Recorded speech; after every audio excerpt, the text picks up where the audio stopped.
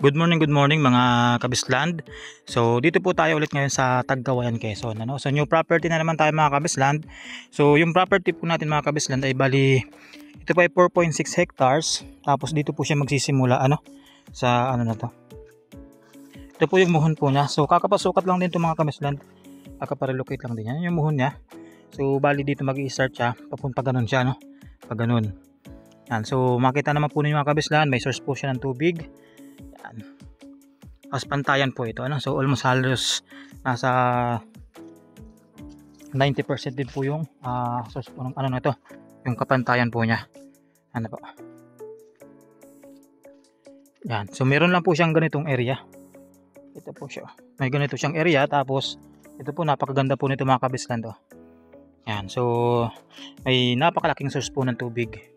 Tapos meron daw po diyang fish pond na lilinisin na lang so para mabuhay ulit. So maganda dito mga kabislan kasi tabi siya ng kalsada. Tapos yan, makikita ninyo may mga kapitbahay na din kayo po. So yan dami pong puno ng dito, mangga. Ito po siya napakaganda nito mga kabislan. So mga 25 to 30 minutes po from National Highway. Then kung galing kayo Metro Manila, mga 7 to 8 hours po ang yan biyahe. So flat land mga kabislan, tapos nakakarabaw grass. Ito, meron lang siyang talagang mga ganito. So masuka lang talaga siya. Pero maganda naman po, marami pong fruit bearing trees. Tapos may mga ganun po siya, hindi ko kasi alam kung anong bunga yan. Yan. Ganda po dito. Ito po, mga fruit bearing trees, tapos pantayan. Yan. So mga mangga po mga kabisland. Pantay na pantay, napakaganda. Ayan. Ito po siya So ito po yung kanina, yung kadugsong punong ilog ito siya Yan, so nasa loob po ito mga kabisland ng property. Ito. Yan. Yan po siya. Nasa loob po yan ng property mga kabisland. Yan, so ang ganda niya dire-diretso po siya. So ito po mga kabisland, sako pa po yan ng property. Flat land din po yan, medyo masuka lang po. So ang frontage nito mga kabisland sa kalsada is mga estimated po daw ng mga 150 meters. Yan, so maganda rin naman. So ito po yung yan. Yan, yung pwede po ninyong gawing fish pond po. Ito, napakaganda. Tapos may fish pond na po nito sa gitna. Sabi po nung kagawad po dito.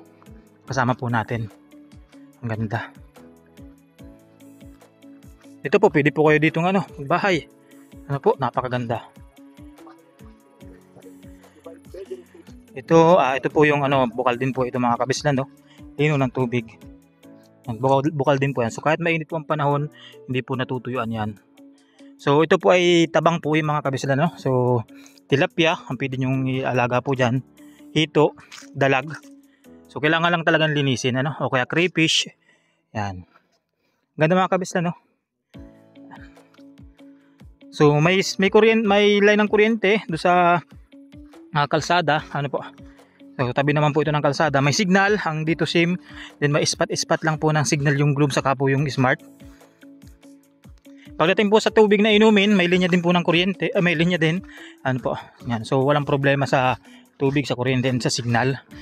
And yan, pagdating naman po sa wifi, pwede naman po kayo magpakabit din ng P2P po.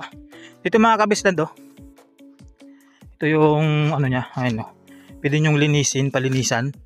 Yan po yung sinasabi ni Kuya, kadugsong kasi yan ng irrigation doon. Yan po. Yan. Po. Yan po lahat mga kabislan, pag napalinis lang naman yan, maganda na po dito. Ang area na yan. So tingnan din po natin yung dulo So medyo maulan lang po ngayon. Ang ganda po nito mga kabislan.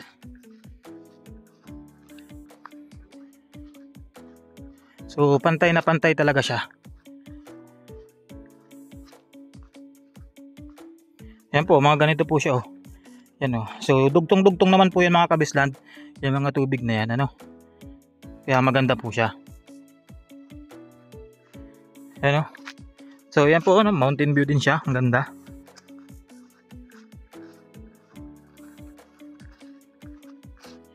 So ito naman mga kabislan ay meron po siyang titulo, ano.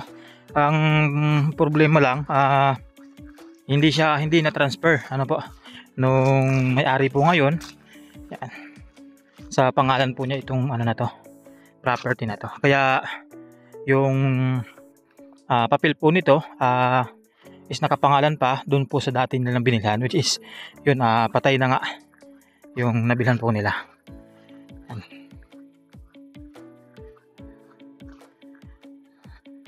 So kailangan na po nito ng extrajudicial.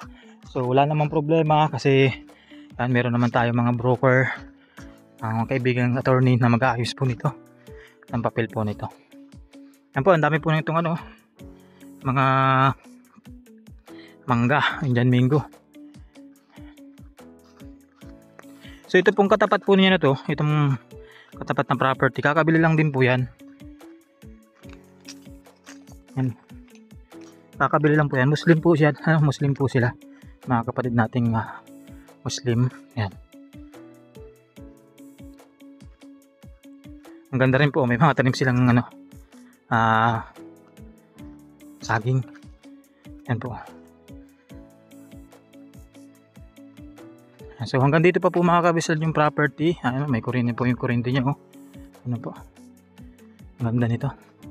Itong left, right side lang mga kabisal, ang sakop po ng property. Yan. So kung gusto niyo pong makita ito mga kabislan, yan, message lang po kayo sa aking Facebook account, Facebook page, sa aking Viber, WhatsApp, yan, sa aking contact number mga kabislan. Ano, palalagay ko po yan dito. Yan. Ang ganda po nito.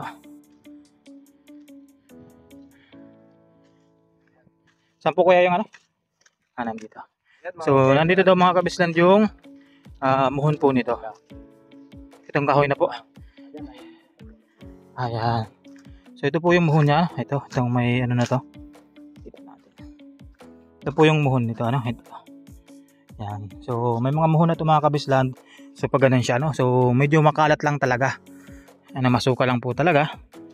So kaya binibenta rin naman to ng mura. Ang ganda po nito. Flatland talaga siya. Kasama natin si Sir John. So murang farmland by Biyahirong Gala. Ano? So kung gusto niyo pong makita itong mga kabis property na to, yan. So schedule lang po kayo ng tripping, ano. So meet up natin, pwedeng sa Jollibee Calawag. Pwede naman po sa Tabugon. Yung crossing po doon, ano, papuntang Camarines Norte. And papunta po ng Tagkawayan, Quezon. So ganito po yung status ng kalsada dito, no? So yung mga unahan po doon, mga cemented na yon, ito lang po yung medyo rough road. Pasok naman po dito ang Toyota Vios pag malimbawa ay mainit ang panahon. Ano po, ganda po. Yan po, may mga bibintang ice candy sila. Napakadami po ditong bukal ng tubig.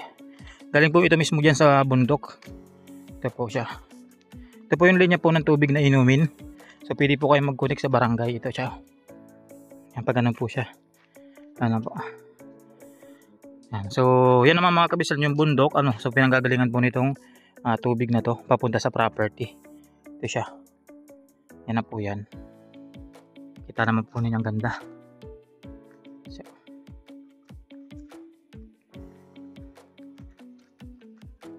So kahit po mainit ang panahon, hindi na ubusan ng tubig. So safe na safe po na, no, sa fish pond.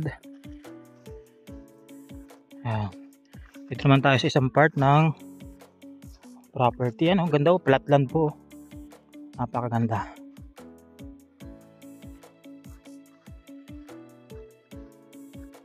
Yan siya, may mga drainage po siya na ganito. Yan po yung hangganan din ng property pag ganun siya. Yan, ang ganda, oh. So lilinisin lang talaga mga kabisland. Ano po? So marami naman po dito mga paralinis ng ganitong klase ng mga damo. Yan po, madaming ganyan oh. Tumutubo na ganyan oh. Mga bunga. Yan, hindi ko po alam kung ano yan. Edible ba kainin? Ano po? Napakadami. So yun, hanggang dito lang tayo mga kabisland. Ano po? So kung may mga kulang pa po ako na nasabi, ano po? So pwede naman po kayong mag-asa akin, ano po? Yan.